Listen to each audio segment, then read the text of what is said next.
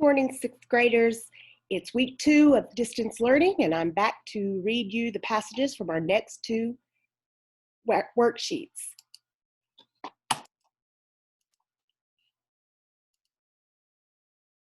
The first worksheet is called, Can You Find the Proof? Water, water, wonderful water. Why is water so wonderful?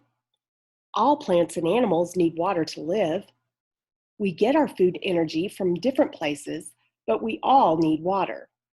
In the United States, the average family uses more than 300 gallons of water per day at home. Now, you might be thinking that there is no way you drink that much water each day. Well, you're right. However, people use water for drinking, as well as many other things. We use water in our homes to cook, wash laundry, bathe, and brush our teeth, just to name a few things. Farmers use water to irrigate their crops, which in turn provides us with food. Cities can even use the power of flowing water to create electricity. Water covers about 75% of the Earth's surface. Even though we can't always see it move, the water on Earth is always moving. It goes from the ground up into the atmosphere and then back down to the surface again. This movement is called the water cycle. The water cycle shows us how Earth's water is always moving and changing forms between liquid, rain, solid, ice, and gas, vapor. This process is always happening everywhere. Question 1. Who uses water for irrigation? Be sure to underline in the text above in blue where you found your answers. Number 2. What covers about 75% of the Earth's surface? Underline where you found your answers in the text above using red. Number 3. When is the water on the Earth moving? Be sure to underline where you found your answers in the text above using green. Number 4. Where does an average family use 300 gallons of water daily? Underline where you found your answers in the text above using yellow. And finally, number 5, why is water so important? Underline where you found your answers in the text above using orange.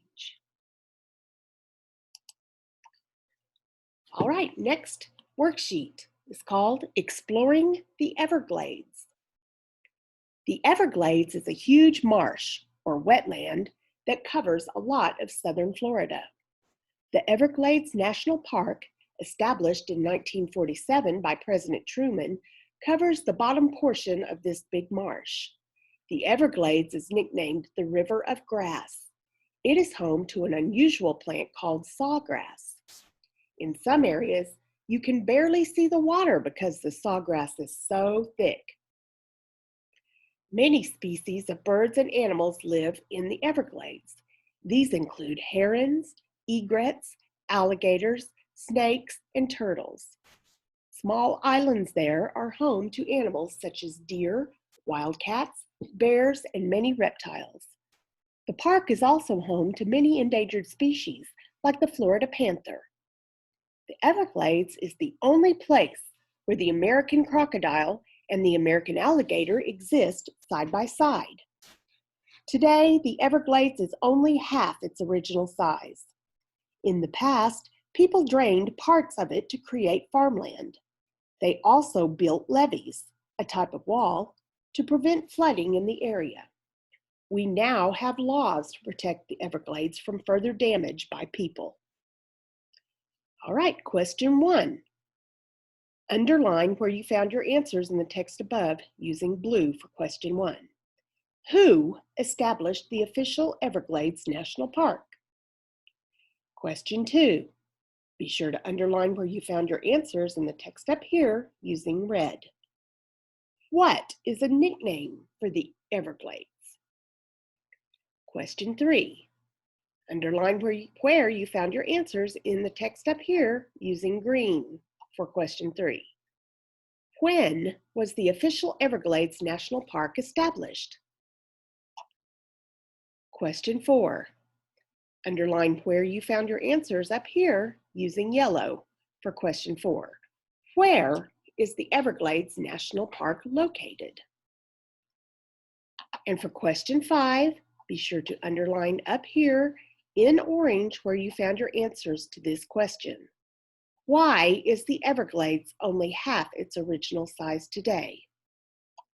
I also want to remind you that you need to answer each question using complete sentences. This part here where you lightly color the pencils below, I'm not really interested in that. I'm interested mainly that you use complete sentences and that you underline where you found your answers up here in the correct color. So I can know that you know where to find stuff. That's the whole purpose, to find the proof. Who, what, when, where, and why. Well, that's it, guys, for this week. I'll talk to you next week. Another video reading the next 2 worksheets. Be sure to email me at smccoy@wpsok.org and let me know if you need to set up a meeting to meet face-to-face. I'd be happy to do it. I know my virtual office hours are showing as 8 to 9 on Tuesday and Thursday, but really I can meet anytime. Just let me know, okay? Stay safe, continue washing your hands. Remember, we're in this together. Love you guys.